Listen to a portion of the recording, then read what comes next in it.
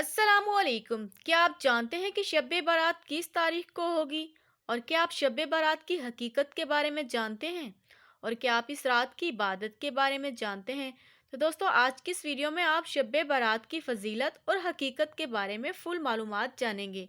तो दोस्तों, मैं हूं मलिक सीमा और आप देख रहे हैं अमेजिंग उर्दू फैक्ट्स।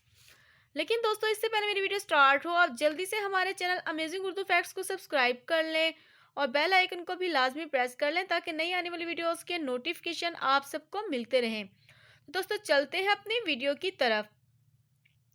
दोस्तों, 2021 में शब बारात कब है, किस तारीख को रोज़ा है और किस रात में इबादत है, इस बारे में मैं आप सबको फुल मालूमात दूंगी। दोस्तों, शब बारात 15 शुबान की रात को कहते हैं। शब बारात में शब फारसी जुबान का लफ्ज़ है जिसके मायने रात के हैं। बारात का मतलब बरी होना है। अल्लाह पाक इस रात को बहुत सारे गुनाहगारों को अजाब से बरी कर देता है, इसीलिए इसे शब बारात यानी बारात की रात कहते हैं। इस मर्तबा 2021 में जो हमें इबादत करनी है या फिर रात जागनी है, वो मार्च की 28 तारीख को है। दिन इतवार का होगा। जब सूरज डूब जाएगा तो इस रात में इबादत करनी है, अल्लाह को याद करना है। 28 की रात में इबादत करनी है, फिर 29 तारीख का रोज़ा रखना है यानी पीर के दिन।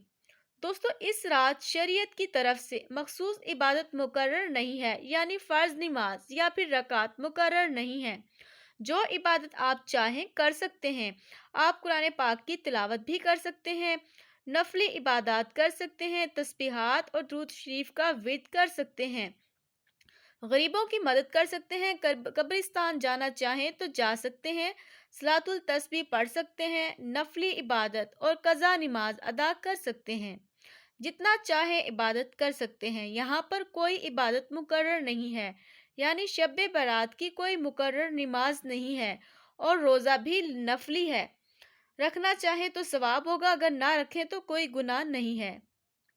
दोस्तों, इस रात में अल्लाह ताला सारी दुनिया के लोगों की बख्शिश फरमाता है, सिवाय 5 किस्म के लोगों के। नंबर 1 मुशरिक, दूसरा दिल में बोझ रखने वाला, तीसरा अपने पाजामा और शलवार और चादर को टखनों से नीचे तक ले जाने वाला, लेकिन उस शर्त पर अगर वो तकब्बुर की वजह से हो तो, गफलत या सुस्ती की सूरत में नहीं। चौथा वो शख्स जो माँ बाप का नाफरमान हो। नाफरमान भी ऐसा जिसने माँ बाप को बहुत ज़्यादा दुख दिए हो और दिल जख्मी किया हो। नंबर 5वां, जो शराब पीने वाला हो। इन 5 को मुअख्खर कर दिया जाता है। ये वो गुनाह हैं जिनसे बख्शिश रुक जाती है। अगर वो शिर्क कीना और फिर माँ बाप की नाफरमानी करना और तकब्बुर करना और शराब पीना छोड़ दें और सच्ची तौबा कर लें तो इनकी बख्शिश हो जाती है। दोस्तों, शबान की 15वीं शब की फजीलत के बारे में आप सल्लल्लाहु अलैहि वसल्लम ने फरमाया, ए आयशा, तुम जानती हो इस रात में क्या होता है? अर्ज की, या रसूलुल्लाह, बतलाइए इसमें क्या होता है?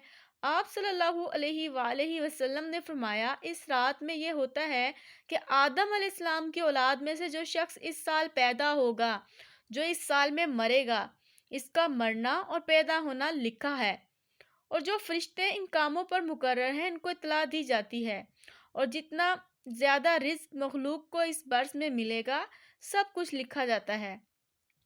इस 15वीं रात अल्लाह ताला सूरज डूबते ही इस दुनिया के आसमान पर तशरीफ़ लाते हैं और इरशाद फरमाते हैं कि कोई नेक बंदा ऐसा है जो हमसे बख्शिश मांगे तो हम इसको बख्श दें, कोई रिज्क मांगे तो हम इसको रिज्क दें, कोई मुसीबत का मारा है दुआ करे तो इसकी मुसीबत दूर करें।